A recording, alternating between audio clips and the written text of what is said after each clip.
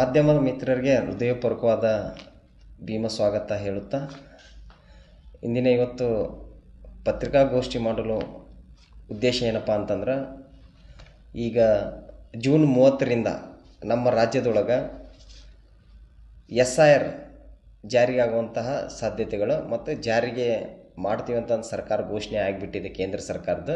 ಇನ್ನು 30ನೇ ತಾರೀಕಿನಿಂದ ನಮ್ಮ ರಾಜ್ಯದೊಳಗೆ ವಿಶೇಷ ಮತದಾರರ ಪಟ್ಟಿ ಪರಿಷ್ಕರಣೆ ಮಾಡೋಕೆ BLOಗಳು 30ನೇ ತಾರೀಕಿಂದ ಜೂನ್ 30ರಿಂದ ಹಿಡ್ಕೊಂಡು ಜುಲೈ 30 ಮಟ ನಮ್ಮ ರಾಜ್ಯದೊಳಗೆ ಎಲ್ಲ ಪ್ರತಿಯೊಂದು ಮನೆಗಳಿಗೆ ಭೇಟಿ ಕೊಟ್ಬಿಟ್ಟು ಎನ್ಯುಮರೇಷನ್ ಫಾರ್ಮನ್ನು ಫಿಲಪ್ ಮಾಡೋಕೆ ನಮ್ಮ ಮನೆಯೊಳಗೆ ಆ ಫಾರ್ಮ್ ಹಿಡ್ಕೊಂಬರ್ತಾರೆ.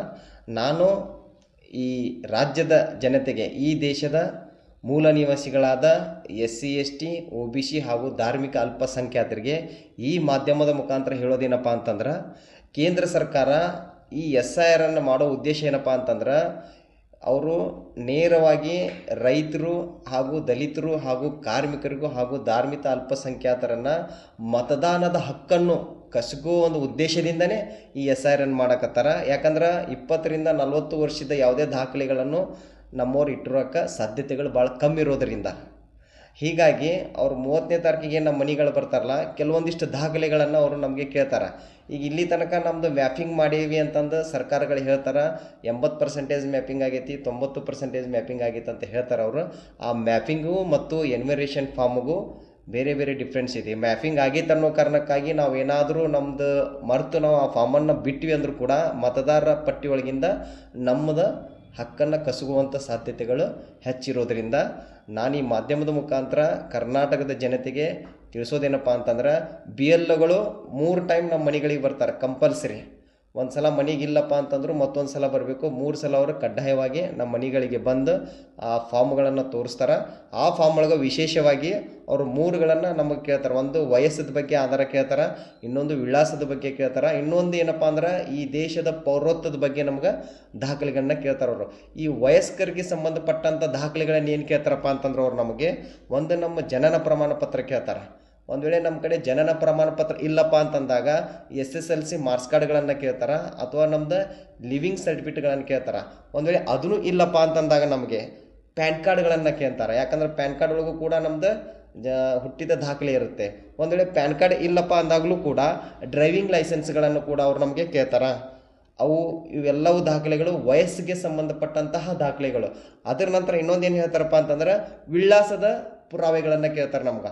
ಆ ವಿಳಾಸದ ಪುರಾವೆ ಒಳಗೆ ನಾವು ಏನೇನು ದಾಖಲೆಗಳನ್ನು ಸಲ್ಲಿಸ್ಬೇಕಪ್ಪ ಅಂತಂದ್ರೆ, ಒಂದು ನಮಗೆ ಬ್ಯಾಂಕ್ ಪಾಸ್ಬುಕ್ಕು ಕೂಡ ನಾವು ವಿಳಾಸದ ಪುರಾವೆಗಳನ್ನು ಕೊಡಬೇಕು. ಒಂದು ವೇಳೆ ಬ್ಯಾಂಕ್ ಪಾಸ್ಬುಕ್ ಇಲ್ಲಪ್ಪ ಅಂತಂದ್ರೆ ಪೋಸ್ಟ್ ಆಫೀಸ್ ಒಳಗೆ ನಾವು ಏನಾದರೂ ಖಾತೆಗಳನ್ನು ತೆಗೆದಿದ್ರೆ ಆ ದಾಖಲೆಗಳನ್ನು ನಾವು ಆ BLOಗಳಿಗೆ ಕೊಡಬೇಕು. ಒಂದು ವೇಳೆ ಆ ಬ್ಯಾಂಕ್ ಪಾಸ್ಬುಕ್ಕು ಕೂಡ ನಮ್ಮ ಕಡೆ ಇಲ್ಲಪ್ಪ ಅಂತಂದಾಗ ನಾವು ಯಾವ ಮನೆಯೊಳಗೆ ವಿದ್ಯುತ್ ಅಂದ್ರೆ ಕರೆಂಟ್ ಬಿಲ್ಗಳನ್ನು ತುಂಬಕತ್ತೀವಲ್ಲ, ಆ ಕರೆಂಟ್ ಬಿಲ್ಲದ 1 ವರ್ಷದ ದಾಖಲೆಗಳನ್ನು ಆ BLOಗಳಿಗೆ ನಾವು ಕೊಡಬೇಕಾಗತ್ತೆ. ಒಂದು ವೇಳೆ ಅದನ್ನೂ ಕೂಡ ಇಲ್ಲಪ್ಪ ಅಂತಂದಾಗ ಆ ಕರೆಂಟ್ ಬಿಲ್ಗಳನ್ನು, ಒಂದು ವೇಳೆ ನಾವು ನೀರು ಬಿಲ್ಗಳನ್ನು ಕಟ್ತೀವಿ, ನಾವು ನಗರಸಭೆಗಳಿಗಾಗಲಿ ಪುರಸಭೆಗಳಿಗಾಗಲಿ ಅಥವಾ ಮಹಾನಗರ ಪಾಲಿಕೆಗಳಿಗಾಗಲಿ ಆ ಕರೆಂಟ್ ಬಿಲ್ಗಳದ ಮಾಹಿತಿಗಳನ್ನು ಕೇಳ್ತಾರೆ ಅವರು. ಒಂದು ವೇಳೆ ಅದನ್ನೂ ಇಲ್ಲಪ್ಪ ಅಂತಂದ್ರೆ ನಮ್ಮ ಕಡೆ ಈ ಗ್ಯಾಸ್ ಬಿಲ್ಗಳನ್ನು, ಗ್ಯಾಸ್ ಕಲೆಕ್ಷನ್ ಏನು ತೊಗೊಂಡಿರ್ತೀವಲ್ಲ ನಾವು, ಅದರದ್ದು ಅವರು ಪ್ರೂಫ್ಗಳನ್ನು ಕೇಳ್ತಾರೆ ಅಥವಾ ಅದ್ರ ಬಿಲ್ಗಳನ್ನು ಕೇಳುವಂತಹ ಸಾಧ್ಯತೆಗಳು ಇರ್ತೈತಿ. ಇದು ವಿಳಾಸಿಗೆ ಸಂಬಂಧಪಟ್ಟಂಥ ದಾಖಲೆಗಳು. ತದನಂತರ 3ನೇದಾಗಿ ಏನು ಕೇಳ್ತಾರಪ್ಪ ಅಂದ್ರೆ, ಇದು ಮೋಸ್ಟ್ ಇಂಪಾರ್ಟೆಂಟ್, ಭಾರತದ ಪೌರತ್ವದ ಬಗ್ಗೆ ಅವ್ರು ದಾಖಲೆಯನ್ನು ಕೇಳ್ತಾರೆ. ಯಾಕಂದರೆ ಇದನ್ನು ಕೇಳಬಾರ್ದು, ಅವರು ಚುನಾವಣೆ ಆಯೋಗಕ್ಕೆ ಕೇಳುವಂಥ ಹಕ್ಕು ಇಲ್ಲ. ಇದು ಕಾನೂನು ಬಾಹಿರ, ಸಂವಿಧಾನ ವಿರುದ್ಧ ಇರುವಂತಹ ಇದು. ಯಾಕಂದ್ರೆ ಚುನಾವಣೆ ಆಯೋಗ ನಾವು ಈ ದೇಶದವ್ರು ಹೌದೇ ಅಲ್ಲೋ ಅಂತ ಕೇಳಬಾರ್ದು, ಆದ್ರೆ ಹೌದು ಕೇಳ್ತೈತೆ. ಆ ದಾಖಲೆಗಳನ್ನ ನಾವು ಏನು ಕೊಡಬೇಕಪ್ಪ ಅಂತಂದ್ರೆ ಅವ್ರು ಹೇಳ್ತಾರೆ ಸ್ಪಷ್ಟವಾಗಿ. ಅಲ್ಲಿ ನಾನು 2002 ಏನಾದರೂ 1984ರಿಂದ ಏನು ಜನಿಸಿದಾರಲ್ಲ ಅವ್ರದ್ದು ಪುರಾವೆಗಳು ಕೇಳ್ತಾರೆ ಅವರು. ಅವ್ರು 2002 ಅವ್ರದ್ದು ದಾಖಲೆಗಳು ಇರಂಗಿಲ್ಲ. ಒಂದು ವೇಳೆ ಅವ್ರದ್ದು 2002 ದಾಖಲೆಗಳು ಇಲ್ಲಪ್ಪ ಅಂತಂದಾಗ ಅವ್ರು ಏನು ಮಾಡ್ಬೇಕಪ್ಪ ಅಂತಂದ್ರೆ, ಅವ್ರದ್ದು ತಂದೆ ಅಥವಾ ತಾಯಿದು ಜನನ ಪ್ರಮಾಣ ಪತ್ರ ಕೇಳ್ತಾರೆ ಅವರು. ಅಥವಾ ಅವ್ರದ್ದು ತಂದೆ ತಾಯಿದು ಇಬ್ಬರದು ಇಲ್ಲಪ್ಪ ಅಂತಂದಾಗ ಅವ್ರದ್ದು ಮುತ್ಯ ಮತ್ತು ಅವ್ರದ್ದು ಅಜ್ಜಿ ಅವ್ರದ್ದು ದಾಖಲೆಗಳನ್ನು ಕೇಳ್ತಾರೆ ಅವರು. ಒಂದು ವೇಳೆ ಅವ್ರದ್ದು ಕೂಡ 2002 ಮತದಾರ ಯಾದಿ ಒಳಗೆ ಇಲ್ಲಪ್ಪ ಅಂತಂದಾಗ ಅವ್ರದ್ದು ಬರ್ತ್ ಸರ್ಟಿಫಿಕೇಟ್ಗಳನ್ನು, ಜನನ ಪ್ರಮಾಣ ಪತ್ರಗಳನ್ನು ನಾವು ಕೊಡು ಅಂತ ಹೇಳ್ತಾರೆ ಅವರು. ಒಂದು ವೇಳೆ ಅದೂ ಕೂಡ ಅವ್ರದಲ್ಲಿ ಇಲ್ಲಪ್ಪ ಅಂತಂದ್ರೆ ಹಳೆ ರೇಷನ್ ಕಾರ್ಡ್ಗಳನ್ನು ಕೊಡು ಅಂತ ಹೇಳ್ತಾರೆ ಅವರು. ಒಂದು ವೇಳೆ ಜನನ ಪ್ರಮಾಣ ಪತ್ರ ಇಲ್ಲ ನಿಮ್ಮ ಕಡೆ, ಹಳೇದು ಯಾವುದಾದರೂ ನಿಮ್ಮ ತಂದೆ ತಾಯಿದು ರೇಷನ್ ಕಾರ್ಡ್ಗಳು ಇದ್ದಾಗ ಮಾತ್ರ ನೀವು ಅದನ್ನು ಕೊಡ ಅಂತ ಹೇಳ್ತಾರೆ. ಒಂದು ವೇಳೆ ಅದನ್ನೂ ಇಲ್ಲಪ್ಪ ಅಂತಂದಾಗ ಅವ್ರು ಹೇಳ್ತಾರೆ 2002 ಮತದಾರ ಪಟ್ಟಿ ಒಳಗೆ ನಿಮ್ಮ ತಂದೆ ತಾಯಿ ಅಥವಾ ನಿಮ್ಮ ಅಜ್ಜ ಅಜ್ಜಿದ ಮತದಾರ ಯಾದಿದ ನಿಮ್ದು ಕ್ರಮ ಸಂಖ್ಯೆ ಭಾಗ ಸಂಖ್ಯೆಗಳನ್ನು ಕೊಡಂತ ಅವ್ರು ಹೇಳ್ತಾರೆ. ಇದು ಯಾರಿಗೆ ಸಂಬಂಧಪಡ್ತೈತಪ್ಪ ಅಂದ್ರೆ 1984ರಿಂದ ಇತ್ತೀಚೆಗೆ ಏನು ಜನನ ಆಗ್ತಾವಲ್ಲ ಅವ್ರದ್ದು ಎಲ್ಲರದು ಕೂಡ ಮಾಹಿತಿಗಳನ್ನು ಅವ್ರು ಕೇಳ್ತಾರೆ. ಯಾಕೆ ಇವು ನಮ್ಗೆ ಸಮಸ್ಯೆಗಳಾಗ್ತಾವಪ್ಪ ಅಂತಂದ್ರೆ, ಈಗ ತಾನೇ ನಾವು ಈ ದೇಶದ ಈ SC STಗಳಾಗಿರ್ಬೋದು, OBCಗಳಾಗಿರ್ಬೋದು, ಧಾರ್ಮಿಕ ಅಲ್ಪಸಂಖ್ಯಾತರಾಗಿರ್ಬೋದು, ಇತ್ತೀಚೆಗೆ ಇವರೆಲ್ಲ ಸಾಲಿಗಳನ್ನು ಕಾಣಕತ್ತಾರೆ. ಯಾಕಂದ್ರೆ ಬಾಬಾ ಸಾಹೇಬ್ ಅಂಬೇಡ್ಕರ್ ಅವ್ರ ಪುಣ್ಯದಿಂದ ಈಗೇನೋ ಒಂದಿಷ್ಟು ಮನಿಗಳನ್ನು ಕಟ್ಕೊಂಡು ನೌಕರಿಗಳನ್ನು ಮಾಡಕತ್ತಾರ. ಅವ್ರಿಗೆ 20 ವರ್ಷದಿಂದ 30 ವರ್ಷದ ದಾಖಲೆಗಳು ಸಿಗೋದು ಕಮ್ಮ. ಇವಾಗ ನಮ್ಮ ಮುತ್ಯಾಂದ ಬರ್ತ್ ಸರ್ಟಿಫಿಕೇಟ್ ಕೇಳಿದ್ರೆ ನಾವು ಎಲ್ಲಿಂದ ತೊಗೊಂಡು ಕೊಡ್ಬೇಕು, ಅವಾಗ ಅವ್ರು ಸಾಲಿ ಕಲ್ತಿಲ್ಲ. ಇದು ನಮಗೆ ತಲೆನೋವಾಗಿ ಅನುಭವಿಸುತ್ತೆ. ಹಿಂಗಾಗಿ ಅವ್ರು ಏನು ಮಾಡಕತ್ತಾರ ಅಂದ್ರೆ ಅದ್ರೊಳಗೆ ಹೇಳ್ತಾರೆ, ಒಂದನೇದಾಗಿ ಹೇಳ್ತಾರೆ ಅವ್ರು ಇಲ್ಲಿ ಹಳೇದು ನಮ್ಮದು ಡೀಟೇಲ್ಸ್ ಕೇಳ್ತಾರೆ. ಇಲ್ಲಿ ನಮ್ದು ಹಳೇದು ಫೋಟೋ ಇದ್ದಾಗ ಆ ಹಳೇದು ಫೋಟೋ ಜೊತೆಗೆ ನಾವು ಹೊಸ ಫೋಟೋಗಳನ್ನು ಇಲ್ಲಿ ಹಾಕಬೇಕಾಗುತ್ತೆ. ತದನಂತರ ಎರಡನೇದಾಗಿ ಏನು ಹೇಳ್ತಾರೆ ಅವರು, ಮತದಾರದ ಹೆಸರು 2002 ಏನಾದರೂ ನಮ್ದು ಇತ್ತಪ್ಪ ಅಂತಂದ್ರೆ ನಾವು ಅದೇ ರೀತಿಯಾಗಿ ಅದನ್ನು ಫಿಲಪ್ ಮಾಡಬೇಕು. ಒಂದು ವೇಳೆ ಇರಲಿಲ್ಲಪ್ಪ ಅಂತಂದ್ರೆ ನಾವು ಆ ಡೀಟೇಲ್ಗಳನ್ನು ಇಲ್ಲಿ ತುಂಬಬೇಕಾಗುತ್ತೆ. ಮತ್ತು ನಮ್ಮ ಸಂಬಂಧಿಕರಿಗೆ ಸಂಬಂಧಪಟ್ಟಂಥ ತಂದೆ ತಾಯಿ ಅಜ್ಜ ಅಜ್ಜಿದ ನಾವು ಇಲ್ಲಿ ಕೊಡಬೇಕಾಗುತ್ತೆ. ತದನಂತರ ಅವ್ರು ಹೇಳ್ತಾರೆ ಇಲ್ಲಿ ಮೂರನೇದ್ರೊಳಗೆ ಏನು ಹೇಳ್ತಾರಪ್ಪ ಅಂತಂದ್ರೆ ಅವರು 2002 ಈ ಒಳಗೆ ಏನು ಇರಂಗಿಲ್ಲಲ್ಲ ಅವ್ರದ್ದೆಲ್ಲ ಪುರಾವೆಗಳನ್ನು ನಾವು ಇಲ್ಲಿ ಹಚ್ಚಬೇಕಂತ ಹೇಳ್ತಾರೆ ಅವರು. ನಾ ಇಷ್ಟಕ್ಕೊಂದು ಏನು ದಾಖಲೆಗಳನ್ನು ಹೇಳಿನ ಅಲ್ಲೆಲ್ಲ ದಾಖಲೆಗಳನ್ನು ನಾವು ಇಲ್ಲಿ ಫಿಲಪ್ ಮಾಡಿ ನಾವೇ ಖುದ್ದಾಗಿ BLO ಮುಂದೆ ನಿಂತು ಇವನ್ನೆಲ್ಲವನ್ನು ಫಿಲಪ್ ಮಾಡಿಕೊಡ್ಬೇಕು. ಅದ್ರ ಜೊತೆಗೆ ಲಾಸ್ಟ್ ಅವ್ರು ನಮ್ದು ಇಲ್ಲೊಂದು ಸೈ ಕೇಳ್ತಾರೆ. ಒಂದು ವೇಳೆ ನಮಗೆ ಸೈ ಮಾಡೋಕ್ಕೆ ಬರಲಿಲ್ಲಪ್ಪ ಅಂದ್ರಾಗೂ ಕೂಡ ನಮ್ಮ ಮನೆಯ ಸದಸ್ಯರದ್ದು ಯಾರ್ದಾದ್ರ ಕಡೆಯಿಂದ ಅವ್ರು ಸೈ ಮಾಡಲೇಬೇಕು. ನಾವು ಸೈ ಮಾಡಿ ಕಡ್ಡಾಯವಾಗಿ ಈ ಫಾರ್ಮ್ಗಳನ್ನು ಫಿಲಪ್ ಮಾಡಲೇಬೇಕು.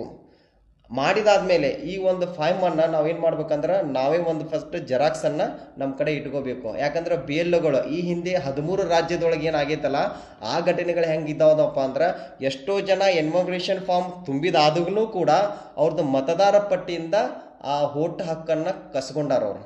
ಹೀಗಾಗಿ ಏನಾಗಿದ್ದಪ್ಪ ಅಂತಂದ್ರೆ ಇದ್ದಾಗಲೂ ಕೂಡ ಅವ್ರದ್ದು ಮತದಾರ ಯಾದಿಯಿಂದ ಹೆಸರು ಯಾಕೆ ತೆಗೆದಾರಪ್ಪ ಅಂತಂದ್ರೆ BLOಗಳು ಕೂಡ ಸರಿಯಾಗಿ ಫಾರ್ಮ್ಗಳನ್ನು ಫಿಲಪ್ ಮಾಡಿಲ್ಲ.